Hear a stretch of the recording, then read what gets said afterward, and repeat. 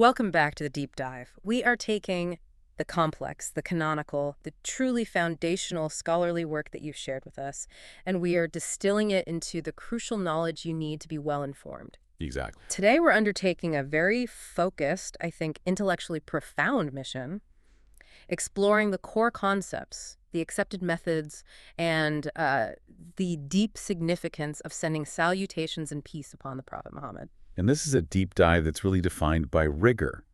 We are drawing exclusively from a stack of highly scholarly religious texts. That's right. Primarily, comprehensive excerpts and analysis from Sheikh Abd al-Musin bin Hamad al-Abad, who is synthesizing the views of giants in the field scholars like Ibn al-Qayyim, Imam al-Nawawi, Hafiz ibn Hajar. So the heavy hitters. The heavy hitters, absolutely.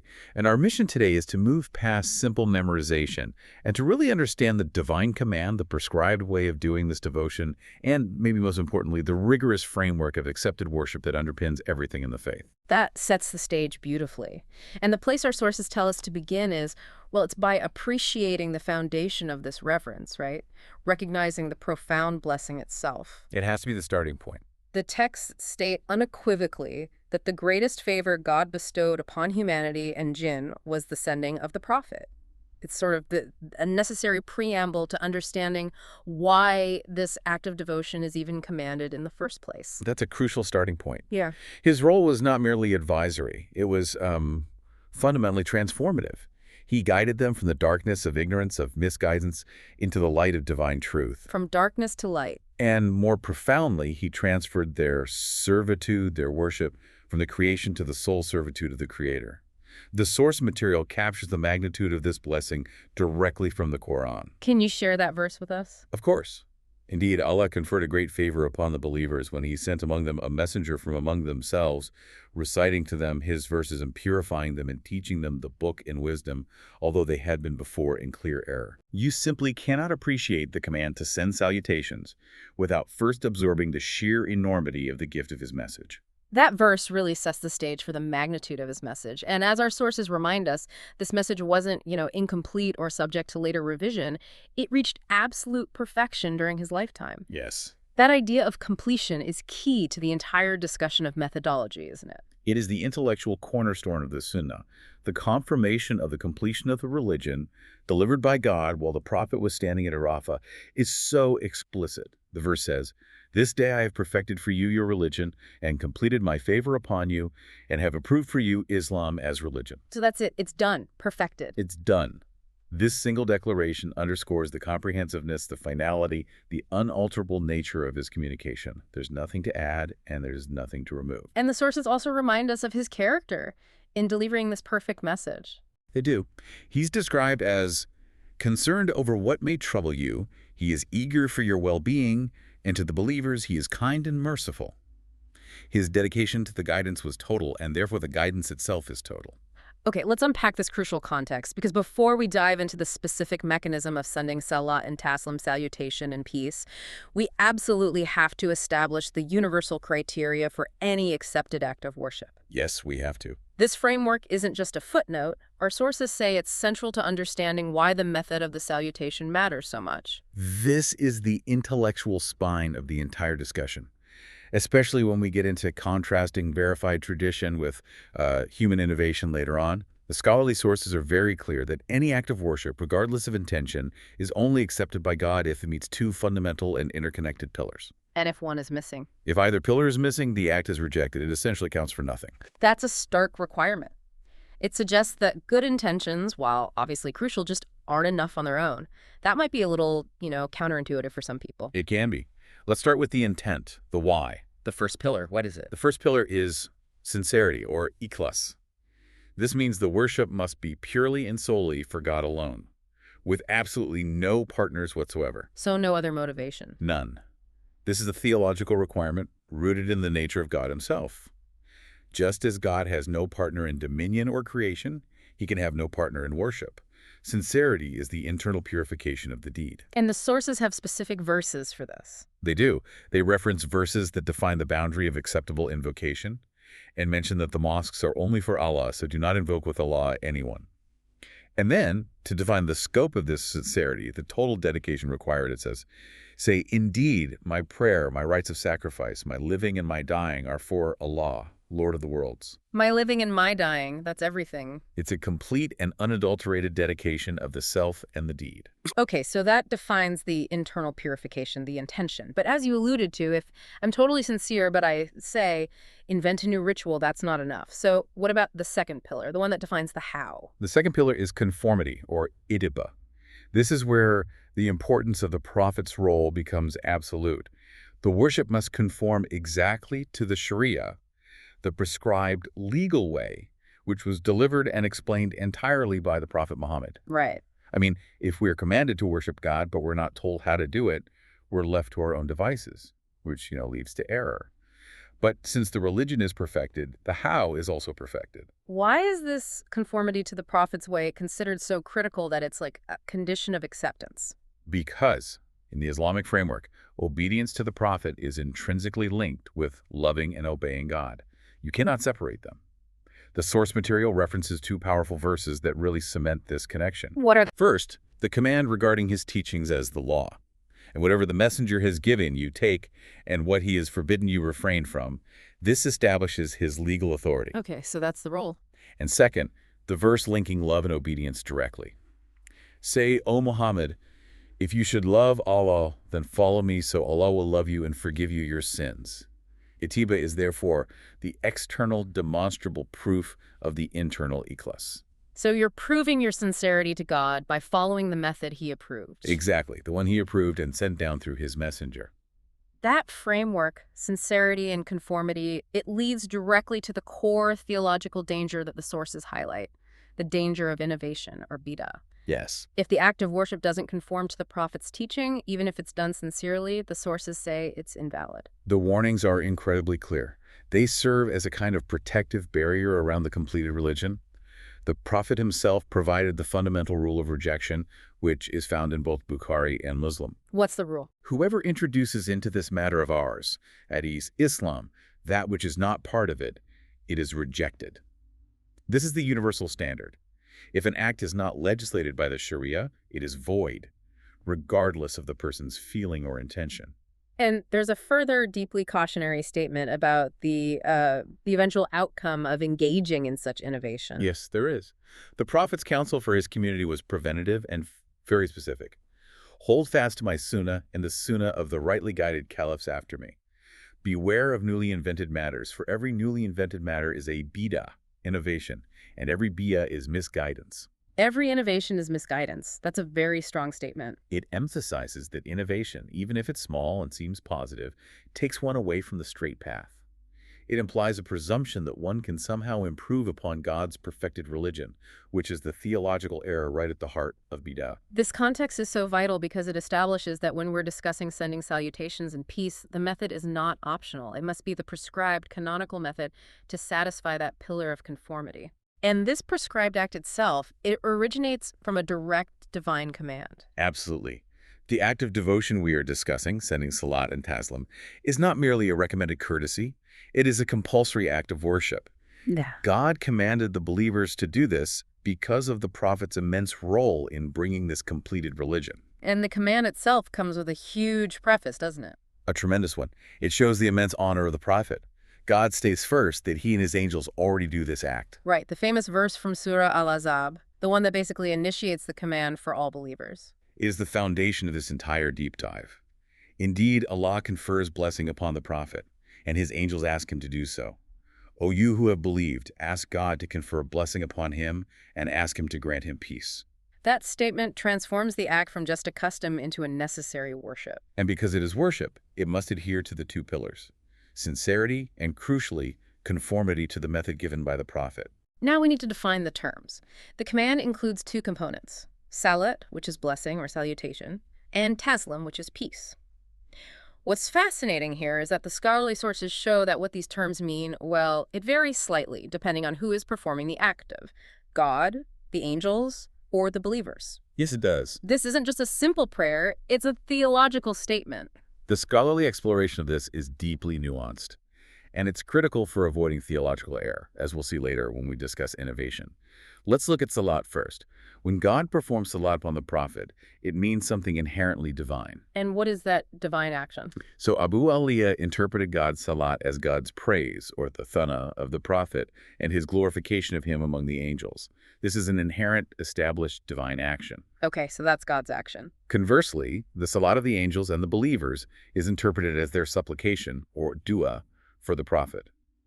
Ibn Abbas provided a similar interpretation, suggesting it means praying for blessing, for barakah. So God praises and honors, while we, the creation, supplicate for that praise and honor to continue. That's the core of it. But if God is already praising him among the highest assembly of angels, what exactly are we requesting when we say, oh, God bless Muhammad? I mean, it sounds a bit redundant if God is already doing it. That's a crucial distinction to make. The preferred and most comprehensive interpretation, supported by major scholars like Hafiz ibn Hajar, synthesizes these views. It states that God's salat is inherently his praise and glorification. Right. While the salat of the angels and others is the request for that from God, specifically requesting an increase in permanence in that glorification. We're asking God to perpetually magnify the honor he has already bestowed upon his messenger. Okay, so that reframes the entire act. It's a recognition of his already high status, coupled with an eager request for that status to be eternally magnified. And Ibn al-Qayyim, who, dedicated a whole book to this topic, clarifies this further. He argues that our command to send salat is much more profound than simply asking for mercy or forgiveness for the Prophet, who is already infallible. Right, that wouldn't make sense. He states the command is twofold. It is both a declaration of the Prophet's high status now, and simultaneously it is a request to God for him to continue and increase his praise and honor upon the Prophet. Our act is called salat because it involves us performing an honorific declaration and asking the divine to reciprocate and multiply it. That really clarifies the theological meaning of salat. Now let's consider taslim, the peace component that must be combined with the salutation. What is the significance of the command to grant him peace, and why is it so necessary? Taslim centers on the concept of safety, blessing, and perfection. According to the philologist Al-Fairuzabadi, As-Salam is one of God's names, so the phrase means, the peace, which is one of God's names, be upon you. So you're invoking one of God's names upon him. Exactly. And its interpretation is a profound prayer that the Prophet never lacks goodness and blessings and remains safe from all troubles and defects, both physical and spiritual, in this life and next. It's an invocation for comprehensive security for his person and his legacy. How does that apply to his ongoing role, since he has already passed away? Well, the supplication, O God, grant peace to Muhammad, means, O God, grant safety from every deficiency to Muhammad in his call, his community, and his mention. His call, his community, and his mention. So that his call grows higher, his community multiplies, and his remembrance increases. It is a prayer for the eternal growth, clarity, and protection of his message, community, and tradition. This duality, salat for glorification and honor, and taslim for safety and perfection of his legacy, is why the two must always be combined. To omit one is to diminish the comprehensive nature of the divine command. Now we move to the core of the accepted worship, the canonical method. Since this is an act of devotion commanded by God, and since we established that conformity, ittiba, is a pillar of acceptance, we can't just invent the method. The Prophet himself had to provide the definitive, non-optional instruction. This is the moment where the need for conformity becomes undeniable. The source of the Sharia provided the formula. If the Prophet had just said, send salutations upon me, people might have invented any phrase. Right, they could have said anything. But the companions demonstrated incredible intellectual rigor by asking for the method. And the sources confirm the companions asked him directly. They knew how to greet him with peace, the taslim part, because that was part of their standard greeting, but they needed the specific formula for the divine salutation, the salat. Their question was profound and very specific. O Messenger of God, we know how to greet you with peace, taslim, but how should we send salutation, salat, upon you? They were seeking the mechanism for fulfilling this new Quranic command. And the Prophet's response wasn't just a suggestion. Not at all. He gave them the exact, definitive formula, which is why scholars call it the canonical method. The sources detail 4 main canonical narrations found across the sound collections of al-Bukhari and Muslim from 4 different companions, and they are all fundamentally similar. Let's look at the formula itself. The consensus, known as the Ibrahimic formula, because it links the requested blessing to that of Prophet Ibrahim or Abraham, is highly detailed. The most common version, narrated by Ka'b bin Ujra, is a comprehensive two-part prayer. What does it say? O God, bless Muhammad and the family of Muhammad as you blessed Abraham and the family of Abraham. Indeed, you are praiseworthy and glorious. O God, grant blessing to Muhammad and the family of Muhammad as you granted blessing to Abraham and the family of Abraham. Indeed, you are praiseworthy and glorious. That covers the salutation, Salat, and the request for blessing, Baraka. But why are the other variations important if they are all so similar? The slight differences show the breadth of acceptable phrasing, though the core remains the same. The narration from Abu Sa'id al-Khudri, for instance, included specific titles for the Prophet. What titles? It asked them to say, "O God, bless Muhammad, your slave, and your messenger, as you prayed upon Abraham."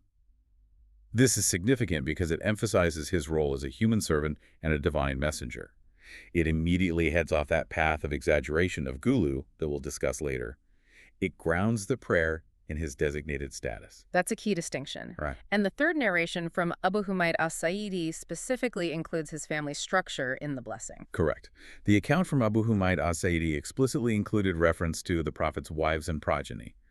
O God, bless Muhammad and his wives and progeny as you prayed upon the family of Abraham. This shows the wide scope of the blessing being requested, not just for him as an individual, but for his entire family and lineage. And finally, the fourth one from Abu Masud al-Ansari. What does that add? It emphasizes the global and eternal scope of the prayer. The narration from Abu Masud al-Ansari included the phrase, in the worlds, in the blessing section, as you granted blessing to the family of Abraham in the worlds. Indeed, you are praiseworthy and glorious. In the world, so it's universal. Yes, and the source also notes a critical detail in this narration. After giving the full Salat formula, the Prophet concluded by saying, and the peace, Taslim, as you learned.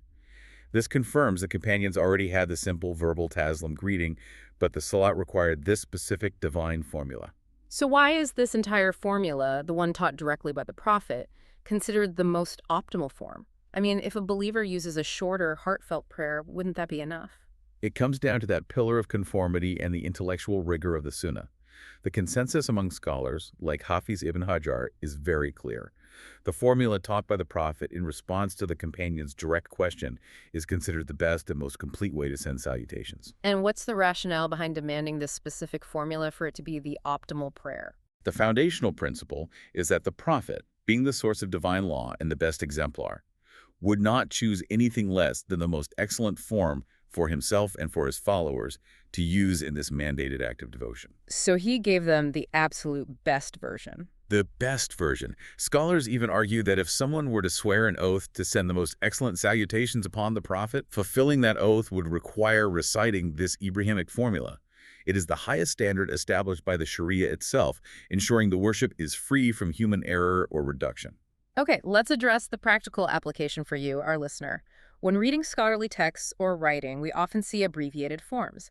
What guidance do the sources offer regarding these shorter formulas? Are they acceptable, and if so, what are the limits? They are acceptable, certainly in speech and in general writing. They've been used by the Salaf, the pious predecessors, and maintained by scholars, especially the compilers of Hadith. The two commonly used, permissible short forms are Sallallahu Alaihi Wasallam, meaning may God confer salutation and peace upon him, and Alayhi Salatu was As-Salam, meaning upon him be the salutation and the peace. But the use of these short forms comes with a crucial scholarly warning for those who write or transcribe, especially now in the digital age where abbreviations are so common. Why did scholars issue such a stern warning against using symbols? What's the practical danger? The danger is one of intellectual laziness and spiritual omission. The sources cite strong warnings from scholars like Imam Ibn Asala and Imam An-Nawawi against two major pitfalls. What's the first one? First, they condemn the practice of using symbols or simple abbreviations like SAW in English letters. Al-Fawzabadi states explicitly that it is inappropriate to use symbols, as is done by some lazy and ignorant people and ordinary students. The prayer must be written out fully because the point is to fulfill the devotion, not just to save time writing. It seems that the act of writing the full devotion is part of the spiritual exercise itself. Precisely. And the second warning is theological. You must not omit the Taslim piece. Scholars stressed that it is required to combine the salutation, Salat, and the peace, Taslim. Imam an-Nawawi stated that one should not simply say or write Sallahu Alaihi only, nor Alaihi Salam only. You have to do both. You have to do both. Ibn Kathir affirmed this, extracting the ruling directly from the verse in Surah Al-Ahzab, which explicitly commands both Salat and Taslim together. The practice must conform to the dual command. Now we get to the immense promised return. Beyond fulfilling a fundamental command and following the exact, rigorous method, what are the tangible rewards promised for those who practice this devotion? So, what does this act mean for the believer's standing in this life and the next? Well, the sheer volume of spiritual benefits documented in the authentic sources shows that this is not a trivial act. It is a means of spiritual elevation and multiplication. The primary, most frequently cited reward is the tenfold return, which is really foundational to the discussion. The tenfold reward. Can you elaborate on that? The hadith, verified in Muslim and by Ibn Hibban, states clearly, "Whoever sends salutation upon me once, God will send 10 salutations upon him." 10 for 1. 10 for 1. But the scholarly sources provide a much deeper quantification of this blessing, detailing the profound spiritual accounting that takes place. Based on the hadith of Abu Burda bin Niyar, for every sincere salutation from the heart, God grants the believer 4 concurrent, massive benefits. 4 benefits flowing from a single utterance. That's incredible. It is. God not only grants 10 salutations upon the person, which is God's praise and glorification of you, but also raises you 10 degrees in status, writes 10 good deeds into your record, and erases 10 sins. Uh-oh. It's a spiritual economy of reward that's just unmatched by many other acts of worship. It demonstrates the immense value placed on honoring the messenger. It's a multiplication of blessing, status, good deeds, and forgiveness, all flowing from one sincere act of conforming devotion. Beyond that massive reward multiplier, the practice offers immense spiritual benefits regarding one's standing in the afterlife. This is perhaps the most motivating factor for many: proximity. The Prophet said, "The closest of people to me on the day of resurrection will be the most frequent ones in asking God to send salutations upon me." The closest of people to me. This hadith, authenticated by Al-Tirmidhi and others, establishes a direct, quantifiable link between the frequency of this devotion and an elevated status near the Prophet on that momentous day. It is a guaranteed form of seeking intercession through obedience. And there's a specific day emphasized for this practice: Friday. Why the special emphasis on Friday? The sources mention that the salutation of the community is presented to the Prophet every Friday. Furthermore, the Prophet commanded the believers to specifically increase their salutations upon him on that day. It becomes a weekly act of renewed connection and devotion, knowing that your specific salutations are being delivered to him. Conversely, the scholarly sources also contain some very severe warnings against neglecting this act, which really underscores its mandatory importance, especially when the Prophet's name is mentioned. The language of the warnings is very, very strong. The one who is labeled miserly or stingy is defined as the one who hears the Prophet mentioned and does not send salutations upon him. Just for not saying it when you hear his name. Yes, and the warnings escalate. One narration cautions that neglecting this act means missing the way to paradise. Another narration adds that one who hears the Prophet mentioned and fails to pray for him may enter the fire and God distance him. These are not light admonitions. They reinforce that this act is a vital obligation upon the believer. That balance, tremendous reward and stern warning for neglect, it really cements its status as a cornerstone of devotion. But perhaps one of the most intriguing aspects is the discussion surrounding the sufficiency of this devotion in one's overall prayer life. Yes, this refers to the profound and often cited conversation between the Prophet and his companion, Ubay bin Ka'b. Right, the story of Ubay. Ubay, seeking to dedicate his time to what was most beneficial, initially told the Prophet he intended to dedicate a portion of his overall private supplication, his dua too, sending salutations upon the Prophet. He first suggested a third, then 2/3. And the Prophet kept encouraging him to increase it, suggesting greater reward for a greater portion. Exactly. Until Ubay asked the definitive question, what if I dedicate all my supplication, meaning the specific time I set aside for my personal petitions, to sending salutations upon you? All of it. The Prophet's response was remarkable and comprehensive. Then it will suffice you for your concerns. It will suffice you for your concerns. That sounds like a comprehensive guarantee of provision and spiritual support. How do scholars interpret that vast promise? It is understood that in this specific, profound context, the salat, the salutation, itself becomes a superior form of dua, of supplication. By dedicating your time fully to this verified, canonical act of devotion, you are fulfilling the command of God and honoring his messenger in the most perfect way. And the result?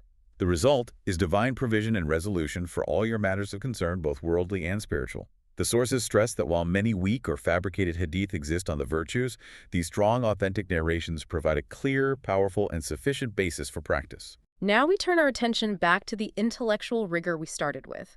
We established that acceptance requires conformity, itiba, to the Prophet's method. While the practice is highly encouraged, the sources heavily emphasize the importance of using only the prescribed, verified methods. This leads to a crucial discussion about unverified and innovative practices. This is where the historical role of Islamic scholarship becomes absolutely critical. Scholars specialized in compiling and verifying narrations on this topic precisely to protect the integrity of the worship and ensure conformity. They separated the authentic gold from the alloy of human invention. Who were some of the early scholars who specialized in this to show this early commitment to authenticity? The sources mention figures like Imam Ismail ibn Ishaq al-Qadi, who passed away way back in 282 AH, as one of the first known to compile a book specifically on the virtues of sending salutations. This demonstrates that the academic attention to authentication was a concern of the pious predecessors from the very early centuries of Islam. But the jewel of this field, according to our sources, is the work by Ibn al-Qayyim, which stands as the gold standard. Yes, Ibn al-Qayyim's Jala al-Afham, or clarity of understanding, is praised extensively in our sources. It is described as a valuable book and a work above its description precisely because of its scholarly depth. What made it so special? The book is unique in its rigorous approach. It gathered every available tradition, it verified their authenticity, labeling them as correct, weak, or fabricated, and then it extracted the legal rulings and jurisprudence. It serves as the definitive reference for understanding the practice based purely on authenticated tradition. So we must contrast this meticulous, verified scholarship with a book that became widespread, but is explicitly criticized in the sources, Dalal al-Khairat, or The Guides to Good Deeds by al-Jazuli. Why is this book often held up as the primary example of innovation taking precedence over verification? The critique hinges entirely on the failure of conformity. Although Dalal al-Khairat became immensely popular across many regions, the sources argue that its widespread acceptance was based on blind imitation due to ignorance, rather than a sound scholarly basis rooted in verified hadith. It prioritizes quantity and emotional expression over authenticity. That sounds like a major intellectual and theological flaw. They are choosing the novel over the established sound tradition. Sheikh Muhammad al-Qidr al-Shinkiti's critique, which is cited in our sources, highlights this intellectual flaw perfectly. He observed that many people prefer the prayers found in Dalal al-Khairat, many of which lack a sound chain of narration, over the canonical prayers taught by the Prophet himself, like the Ibrahimic formula found in Sahih al-Bukhari. That's a stunning observation. He argues that no wise person would abandon a prayer revealed by the Prophet in response to a direct question. A teaching given by one who does not speak from his own inclination, it is only a revelation revealed, in favor of an unverified prayer, perhaps derived from a personal spiritual vision. So the key problem isn't the intention of praising the Prophet, but the method being used, which violates that pillar of conformity. Precisely. The sources conclude that Dalal al-Khairat is a mix of acceptable and prohibited content, described using the Arabic phrase gath and salmon chaff, and solid material. This prohibited content includes fabricated and weak hadiths, and critically, it contains impermissible exaggeration or gulu. Let's detail the specific examples of criticized phrasing and concepts found within the text that the sources highlight, because understanding these pitfalls helps you, the listener, apply the principles of itiba to your own spiritual practice. Okay, the first type of error is theological. It involves phrases that attempt to set impermissible limits on God's actions. For example, a prayer form in the book says, "O God, bless Muhammad until nothing remains of the salutation mercy blessing." Until nothing remains. Why is suggesting a limit to God's actions rejected as a theological error? The source explicitly condemns this as the worst kind of speech and the most futile of falsehood, because divine actions, like mercy, blessings, and salutations, are endless and inexhaustible. To suggest an end contradicts the nature of God, who said unequivocally, "My mercy encompasses all things." So the prayer itself contradicts the Quran. Exactly.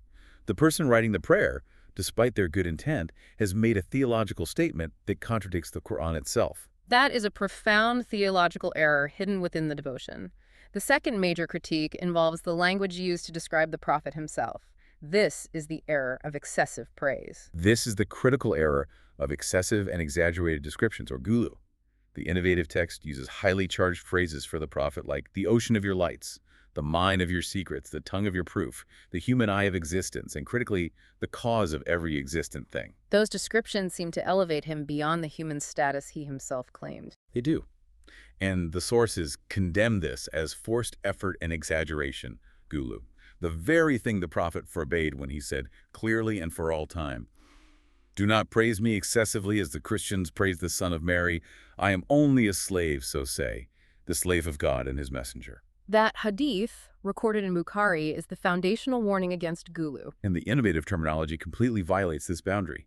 It substitutes humble obedience for unwarranted theological elevation. And there's a third, very specific issue involving the unintentional endorsement of a practice the prophet forbade. Yes, this really highlights the danger of non-canonical prayer structures. Another prayer form is cited as saying, "Oh, God bless Muhammad, as long as amulets, talismans are beneficial." So by linking the divine blessing to the utility of amulets, the prayer inadvertently endorses something forbidden. Exactly. The prophet strictly forbade the use of amulets and talismans. He said, "Whoever ties an amulet has not had his affair completed by God." So, including a phrase that implies tamayim have a beneficial role is contradictory to the sunnah. The prayer itself is prohibited because it contains a theological contradiction and an endorsement of a forbidden act. To truly emphasize the issue of authenticity and verification, the sources provide some chilling examples of fabricated hadith found in Dalil al-Khairat, which violate both pillars of acceptance. These are examples that scholars refer to as cold exaggerations because they betray their own invention through impossible claims and numbers. One example is the claim that a man who sends one salutation has an angel created with a wing in the east and one in the west, whose feet are in the seventh earth, and who prays for the man until the day of judgment. That sounds like a reward that strains all credibility. Why would someone invent such an exaggerated claim? What psychological need was that filling among those who accepted it? It often serves to enhance enthusiasm among the unlearned, who believe that more elaborate or more complex means more reward. But such claims undermine the credibility of the authentic hadith, which offer massive, yet believable rewards, like the tenfold multiplication. Is there another example? Yes, another fabricated example is the claim that a salutation travels across the east and west, and a bird is created with 70,000 wings, each having 70,000 feathers, and so on, all praising God, with the immense reward written for the person. These claims clearly lack any basis in verifiable hadith and sound scholarship. They fall directly under the criteria laid out by Ibn al-Qayyim for spotting fabricated hadith. He notes that these traditions contain darkness and weakness and cold exaggerations, and often involve huge, impossible, repetitive numbers like 70,000 cities, 70,000 palaces, 70,000 houris. He argues that this repetition and impossible scale are signatures of fabrication. And what does Ibn al-Qayyim conclude about the intellectual capacity, or maybe the intent, of the authors of such fabricated hadith? He says the writer of such material must fall into one of two categories. Either they are in a state of extreme ignorance and foolishness, or they are a heretic who intends to belittle the prophet by attributing such sayings to him. That's a very harsh judgment. It is, and it underscores the extreme danger of innovation. Even if intended as praise, it risks undermining the credibility of the entire tradition and insulting the intelligence of the prophet's community by attributing nonsense to him. The scholarly rigor demonstrated by figures like Ibn al-Qayyim starkly contrasts with the widespread but unverified acceptance of these accounts. This has been a deeply detailed look at the fundamental core concepts of this devotion. We've established that the acceptance of any worship relies on two inseparable pillars: sincerity and conformity. We defined the meaning of the salutation in the piece, and we isolated the optimal canonical formula taught directly by the prophet, contrasting it with innovative practices that risk theological error. Let's conclude with a reflection on relevance. How does this adherence to verified practices influence the strength and historical success of a community? The sources provide a powerful reflection that connects the early Muslims' reverence for the prophet's tradition, the sunnah, directly to their material and spiritual success. The early community, the salaf, They didn't treat the prophet's sayings and sunnah as merely historical documents. They were their most precious gift, their guiding methodology. They were eager to understand and apply it in every aspect of life. And the result of this total adherence, this total conformity, was historical dominance. Exactly. This commitment meant they were masters of nations, granting them victory over their enemies and success in their endeavors. Their commitment to the Sunnah was their commitment to God's command, fulfilling the divine promise. If you support Allah, He will support you and plant firmly your feet. Adherence to the prescribed method yielded tangible, real-world results. We must then contrast that historical reality with what the sources call the painful reality of Muslims today. The sources characterize the current state by disunity, defeat, and, critically, by the abandoning of the Sharia and holding the religious teachings in low regard. This leads to a situation where, even when numerous, they are despised and defeated, and their enemies do not count them for anything. So the deviation from the prescribed path is directly linked to material and spiritual weakness. That's the argument being made. If the problem is abandoning the Sharia and falling into innovation, then the solution must be a wholesale return to the original sources and methodology. Absolutely. The sources emphasize that the only path forward for the Muslim community to rise again and regain its standing is through a total return to the glorious book, the Quran, and the purified tradition, the Sunnah. This return requires rejecting everything that has been imported and debased, such as man-made defective laws, and purifying their souls and homelands from them. So the adherence to the pure method of devotion, like using the canonical formula for Salat and Taslim, is the micro-example of this larger macro principle of reform. That's a perfect way to put it. This has been an incredibly rigorous deep dive. We've established the 2 criteria for accepted worship, defined the profound meaning of the salutation and peace, and isolated the optimal canonical formula, the Ibrahimic formula, taught directly by the Prophet. And that leads to a final thought-provoking question, based on the very warnings we discussed against exaggeration. Since the Prophet strictly warned against excessive praise, against gulu, and insisted, "I am only a slave, so say, the slave of God and his messenger, consider this, you who are listening." Does strict, disciplined adherence to a verified, concise, and humble form of devotion require more intellectual discipline and sincere obedience than relying on elaborate yet unverified innovations that attempt to heighten the praise beyond the Prophet's own instructions? A question of disciplined obedience versus unverified enthusiasm. Thank you for joining us for this crucial deep dive into the foundations of accepted worship and the significance of adherence.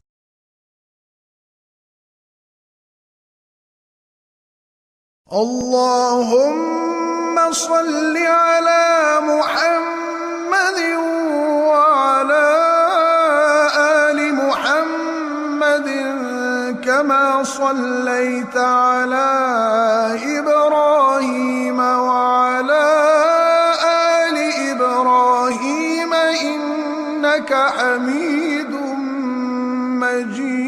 مجيد.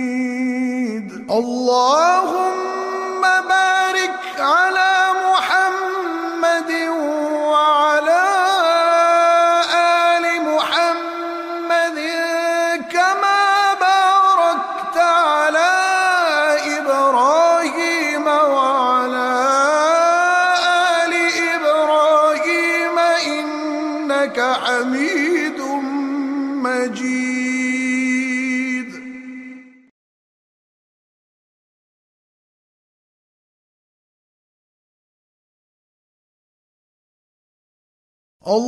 اللهم صل على محمد وعلى آل محمد كما صليت على إبراهيم وعلى آل إبراهيم إنك حميد مجيد. اللهم بارك على محمد وعلى آل محمد كما باركت على إبراهيم وعلى آل إبراهيم إنك حميد مجيد.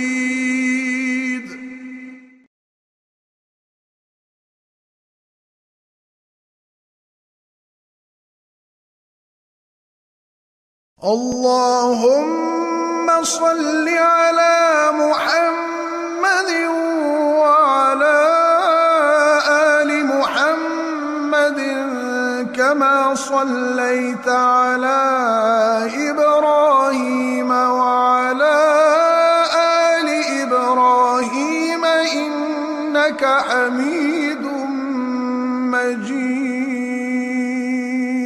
اللهم بارك على محمد وعلى آل محمد كما باركت على إبراهيم وعلى آل إبراهيم إنك حميد مجيد.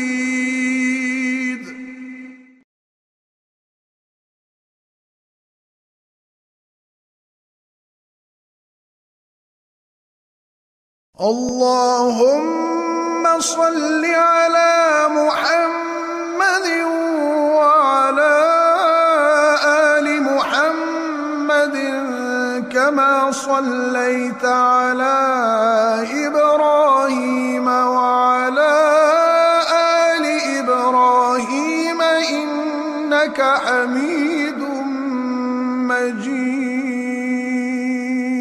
اللهم بارك على محمد وعلى آل محمد كما باركت على إبراهيم وعلى آل إبراهيم إنك حميد مجيد.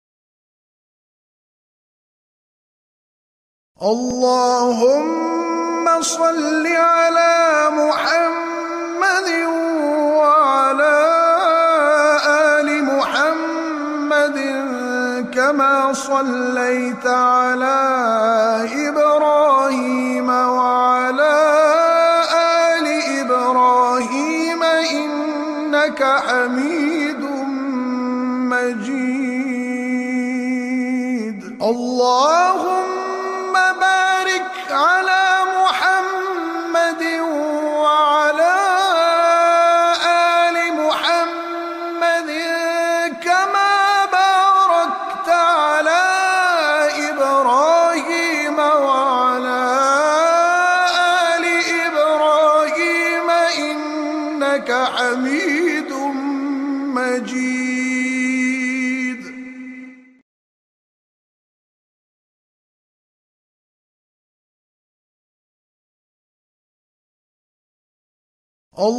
اللهم صل على محمد وعلى آل محمد كما صليت على إبراهيم وعلى آل إبراهيم إنك حميد مجيد.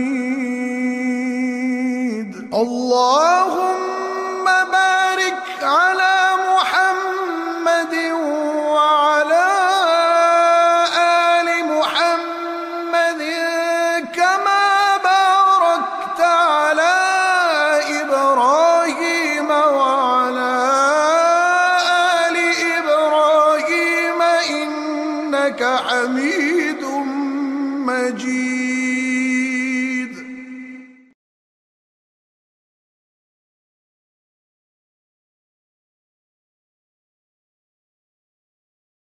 اللهم صل على محمد وعلى آل محمد كما صليت على إبراهيم وعلى آل إبراهيم إنك حميد مجيد. اللهم بارك على محمد وعلى آل محمد كما